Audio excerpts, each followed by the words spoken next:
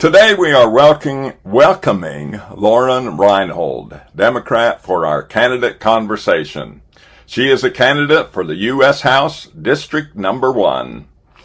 We prepared questions for Lauren in advance. Questions from voters made during this conversation will have priority. Questions can be upvoted to raise the priority. To submit a question during this conversation, click on the Q&A button. Your microphones are muted. If it does not show on the Zoom bottom bar, click on More with the 3 dots. It will open a new window with the Q&A button. Also, voters may click on the React button to send emojis if they like a statement. Lauren will begin with a 3-minute opening statement. Then there will be 3-minute response to each question, ending with a 3-minute closing statement. Let's get started and listen to what Lauren has to share with us. Lauren, go ahead with your opening statement.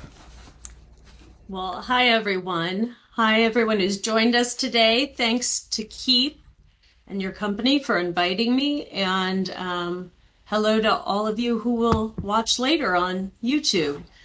So I'm Lauren Reinhold. I'm running for Congress in the 1st Congressional District here in Lawrence, the very big gerrymandered Big First, as they call it.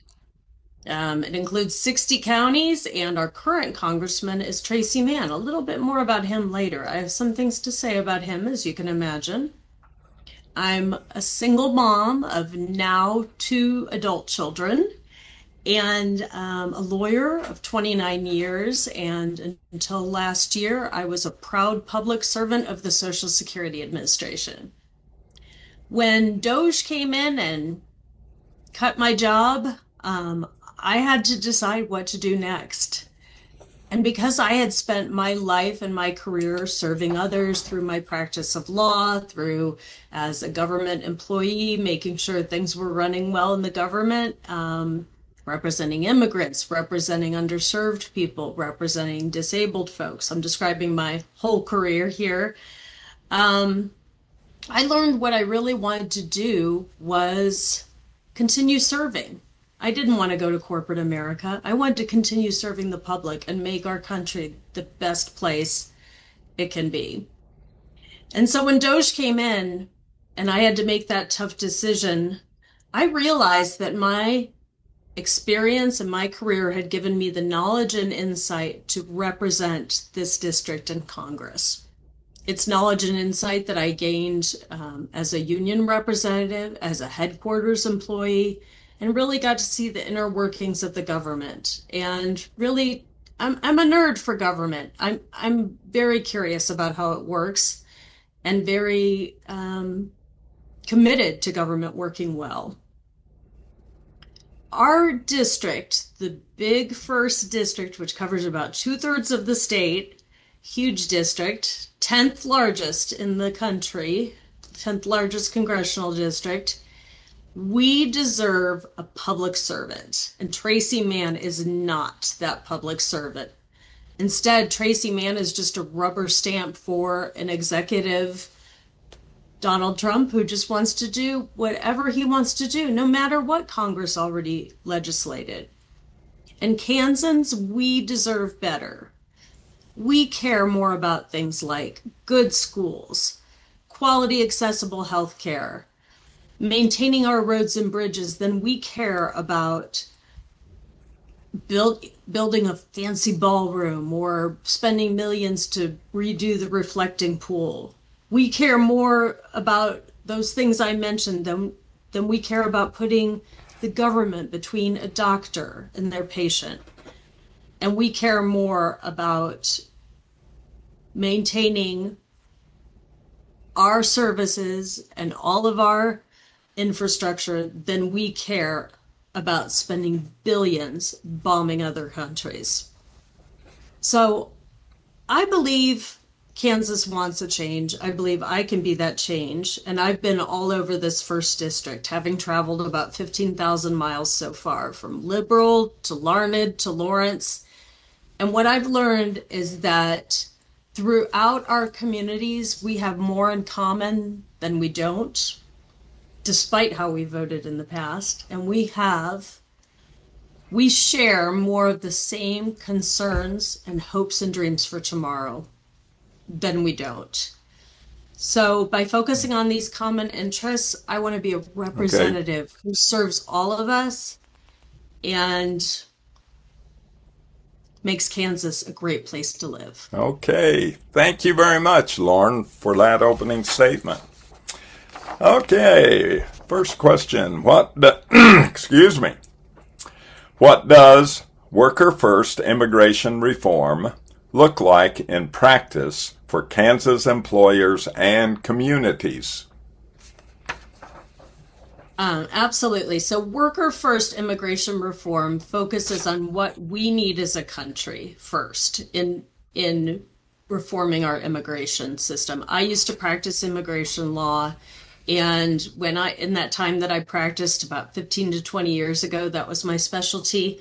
I remember watching the bills that would come through Congress and being hopeful and analyzing them. And instead, Congress has done nothing but kick this can down the road, and our system has been the same for decades and is broken.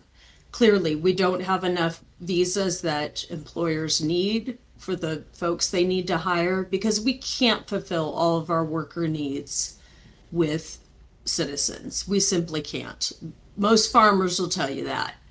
And a lot of employers will tell you that too, in a lot of different fields, whether it's tech, whether it's farming, whether even just trade work, roofing, things like that, restaurants. They need workers, and we need to make sure that our immigration system and those visas are available for workers.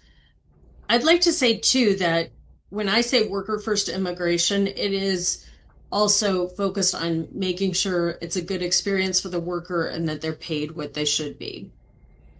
And immigration reform is also about families. And when I say worker first immigration, families, people in families are workers. I used to represent a lot of families in immigration cases, spousal visas and fiance visas. And I was reflecting about this today when I was looking over these questions, Keith, and I sort of realized, not only were they very excited about getting that status change, when someone comes in the US and changes status, marries a US citizen, or, either through a fiance visa or they're already here, perhaps, they're excited about that status change and getting the green card, also called lawful permanent resident status. But I remember in working with those clients that the thing they would be most anxious about is getting that work permit. People who come in this country want to work. And so we need to have this focus on immigrants and, on our needs for immigration and a humane system. So sorry, I keep going over as the click, click. I mean, we're done. 3 minutes. Are you timing? No problem. No problem. Okay, thank you. Okay. That's helpful. No problem. Gotta stop. You gotta cut off these candidates. We'll just go on and on. That's all right. I don't mind listening, and I'm sure other voters will appreciate the information you are sharing with us. Okay. You've said politics should not be done to people. How would you make representation more responsive and accessible to constituents? Well, first of all, representatives need to be there to listen to the people. Our current representative, Tracy Mann, has not had a town hall that was open to the public. Probably could say he doesn't even had a town hall at all. He's had small meetings. But he has not met with the public in an open forum for over a year. We're creeping up on a year and a half now. And listening to the public, answering to your constituents it's your job as a representative. And I will hold regular town halls in all forms, virtually, in person, telephone, all of that. And I will have offices that are open and listen and responsive. my team and I have thought really creatively about how to do this. Currently, our congressman has an office in Manhattan and in Dodge City, and people in those towns are telling me they're not open very much. They're not really seeing a lot of activity there.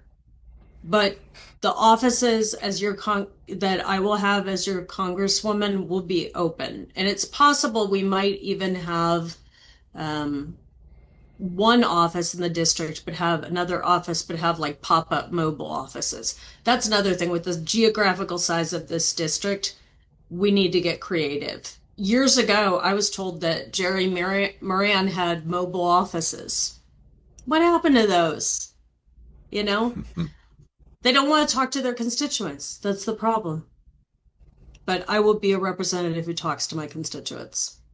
Okay, thank you. And okay, next question. You emphasize supporting working families. What specific policies would raise wages or reduce cost of living in rural Kansas? Well, this is going to have to be a multifaceted approach. It's going to have to address our tax system and get our very wealthy citizens of this country paying their fair share because they're not. And citizens and residents, I should say, if you happen to be a trillionaire who, say, isn't, is a South African, you should live here, you should still you should still pay your fair share, not zero taxes. It's incredibly unbalanced. The tax system, looking at what it was in, the mid part of last century, it's unbelievably unbalanced. The highest tax rate used to be as high as 90%. So that's a real first step is we have to make the tax system fair and have the rich pay their fair share. We need to raise the minimum wage. The minimum wage. Absolutely. It's unconscionable that the minimum wage has not kept up with inflation. And I know we would have to do that in ways that would creatively not harm small businesses, perhaps giving them tax breaks or something like that. I definitely never want to harm small businesses in any policies. But let me just say the ultimate goal of all of this, and to me, really a non-negotiable, is that every Kansan should have access to a job that pays the bills, all the bills, with money left over to save for the future. And we're far from that. Okay, thank you. And we get this set up. Okay. Rural healthcare is a top priority. What concrete steps would you take to prevent hospital closures and expand access? Okay, so the first step, this is again going to be a complex, multi-pronged issue. The first step is to restore those Medicaid cuts, support Medicaid expansion on the state level. And I'm not running for a state office, but I will advocate and support for that. It's unbelievable that we are not a Medicaid expansion state. And additionally, restore those ACA tax credits. So those are two initial steps, and that just brings us back to where we were a year and a half ago, right? So, and still, even then, a lot of people did not have access to healthcare, and our rural hospitals and clinics were in danger of closing at that time. It's much worse now. But the third step, and this is a, how to put it, it's a step towards a system that's going to be more comprehensive for healthcare. I do support moving towards a universal healthcare system eventually, but initially we need to have a public option for health insurance that's affordable for everyone and will help drive the costs of private insurance down. There's too much bloat, too much extra money spent on private insurance that is profit driven, and it's unacceptable. We need to start moving towards a public system, and I think that's the way to do it. I think there's probably going to need to be, um, until that can be done. And, when you make a change, when you turn around sort of a runaway freight train, right? It's going to take a while to fix things. So, and that's where we are with healthcare. It's a runaway freight train. It really is. So I think we're going to have to do some sort of legislation that more strongly bails out. I shouldn't even say bails out. That sounds terrible, but assists hospitals in what they've lost. Okay. You know, Thank you. so there needs to be something, some sort of stronger legislation beyond the um, rural health incentives that they legislated after the big ugly bill. That's not going to Okay. be enough. Okay. Thank you. How would your policies directly improve profitability and stability for Kansas farmers facing rising costs and market uncertainty? Well, I'm just going to say first, I'm not a farmer. I'm not going to pretend to be a farmer, but I'm going to learn as much as I can about agriculture, and I've already started that. I've spent time visiting some farms, and I've attended some agricultural conferences. And what I'm learning from the experts in agriculture is that we need a good, solid farm bill that gives farmers markets, not handouts. We need to stabilize the markets through the Farm Bill, and we need to restore the services, the good services under USDA that have been cut. Our staffing cuts under the Department of Agriculture nationwide and in this state have really put farmers in a bad position. Can't get the services they needed, and not as easily. And we also need to overhaul the crop insurance system. So we need to do what we can to help farmers have markets. Farmers aren't going to want to change if they need to change because of climate if the market's not there. They need that reassurance. Farmers are they're business people doing whatever they can to keep their farms afloat. And we need to support that.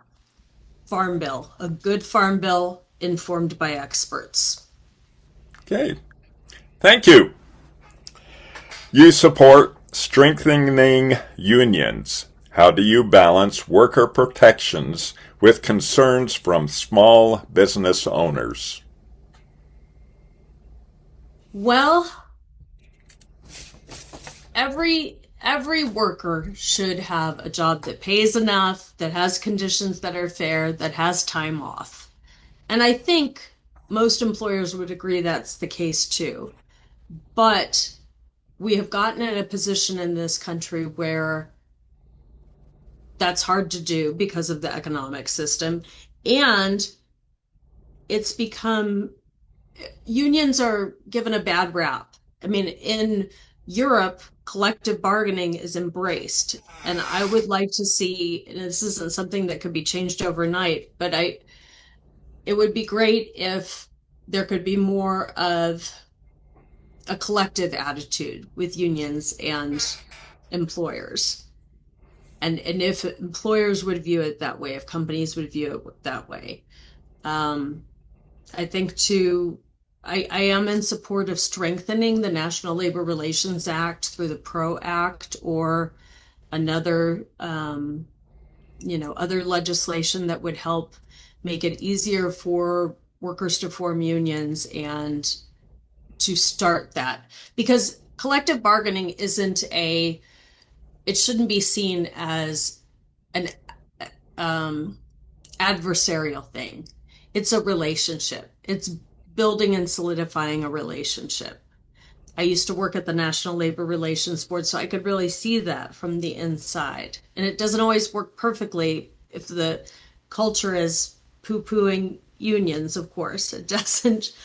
But we need to, employers and workers need to come together to make things better for all of us. And I think most good small business employers want that.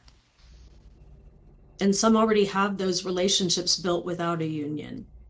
The union is just a structure, and I think it should be viewed that way. Okay, thank you. And given your experience with Social Security, what changes would you advocate to ensure long-term stability for retirees? Right. Well, we're looking at the trust fund running out in, I think, last I've heard, less than a decade. And so something needs to be done. I think the first thing to do is to either scrap or greatly reduce the cap on taxes that are withheld. The FICA taxes are only withheld for earnings up to $184,500, and we need to scrap that cap so that we can get more in our coffers. There's it's just unbelievable that millionaires um, stop having to pay into the system a few days into the year. And I think that's a very easy fix. I am not in favor of raising the retirement age. I don't think that's helpful to people at all. I think people deserve a right to retire and enjoy their lives. I think, so there's that. And then there's also, there could be some changes to the withholding, to what it's not a withholding, but what employers have to pay in. So I think employers who are, say, paying high corporate salaries, maybe legislate that they pay more in, something like that. I'm not talking about your average small business owner. I mean, your average small business owner is not making over $184,500 a year. And I wouldn't,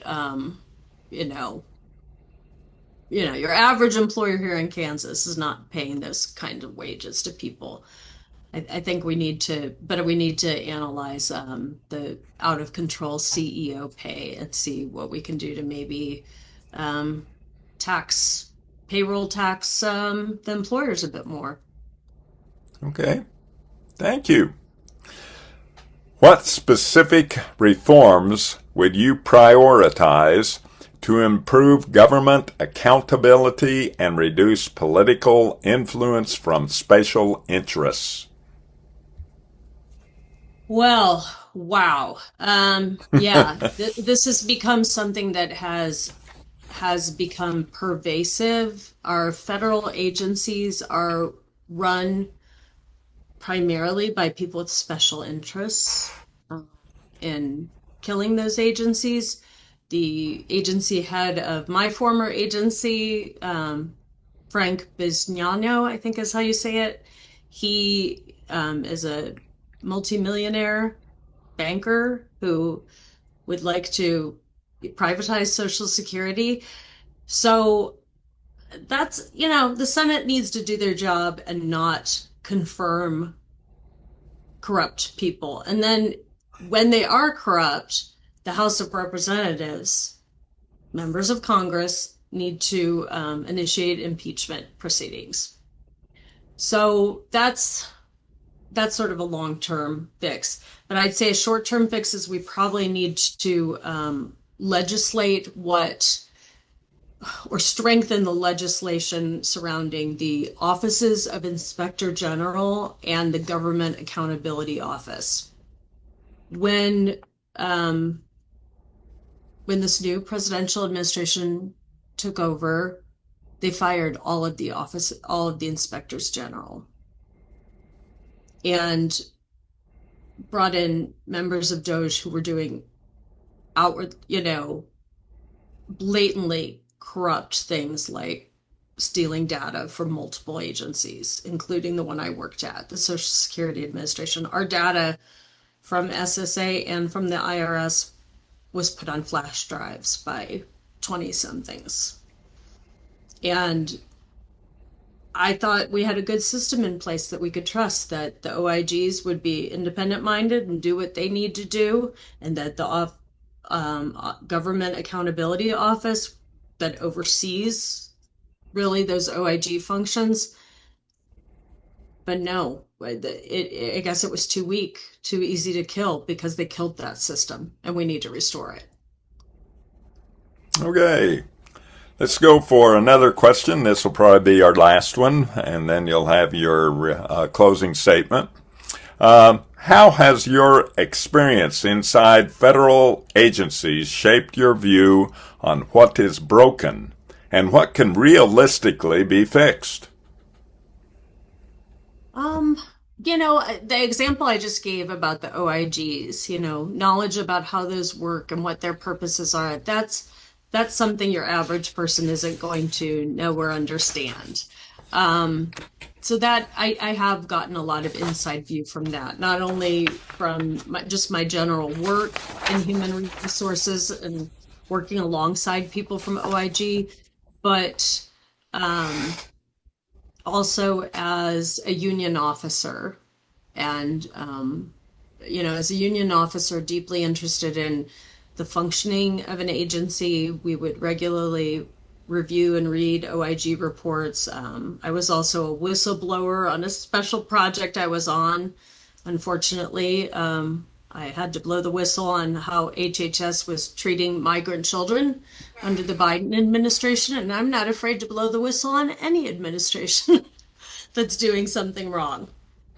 So, but I'd say just understanding, but just being inside it and understanding how the agency works and looking at how other agencies work. That's what I mean. You have that inside view. You have that knowledge that you're just not going to have about. It's sort of talking the talk too. That you know, but we need to be able to translate for that for the general public because the public really needs to know what's going on. I think that will also give me a good ability to do a lot of oversight. That's something members of Congress do is perform oversight when things are not right in agencies. That's a stopgap. Beyond the OIG, we don't have a functioning OIG offices now, really, for the most part. So I think Congress is going to have to do a lot of that in the next term. But lastly, I will say there are government inefficiencies, just like there are inefficiencies in corporate America.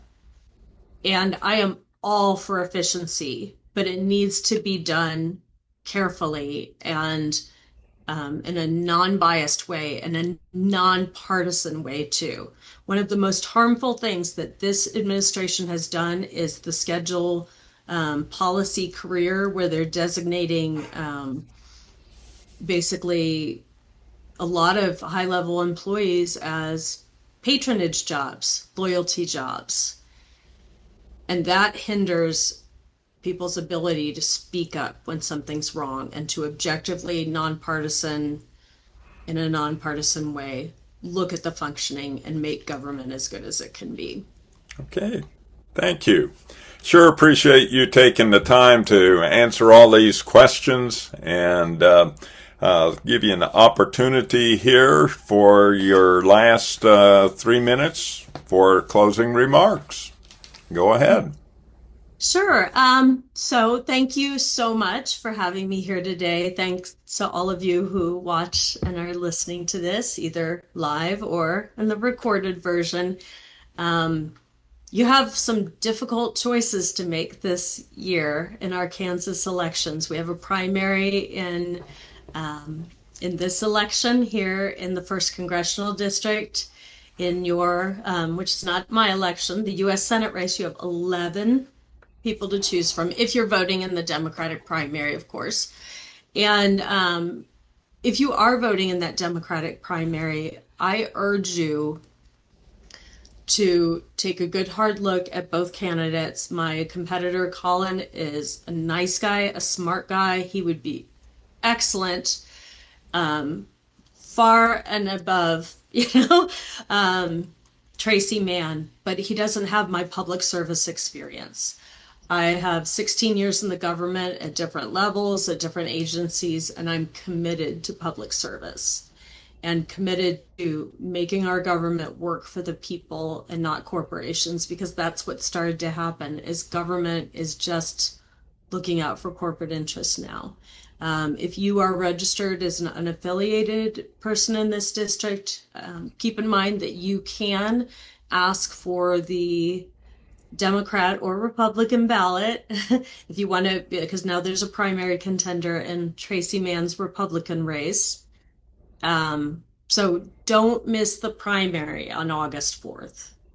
Whatever you do, everyone can vote in the primary. Even if you're unaffiliated, you can change your registration temporarily. And, don't forget to vote in November. We need everyone to get out there and vote. And take a good hard look at what Tracy Mann's doing for you and if he's listening to you. Because trust me, he's not. He's looking out for corporate interests and he is not talking to his constituents. I will be the opposite of that. I will look out for the people and I will talk to the constituents. So please visit my website at www.laurenforkansas.com and support my campaign. Okay. Thank you. Thank you very much, Lauren, for taking the time to educate voters, and we also appreciate your willingness to serve the public. You've done, as you mentioned, you've done that in the past and want to continue doing that, so that is much appreciated. We wish you the best in the upcoming days and all the work you're putting in, and we'll see what happens on August the 4th and November the 3rd. So thank you very much, and you have a good day. Thank you, Keith. Thanks for what you're doing here to educate the voters. Hey, you're welcome. Take care now.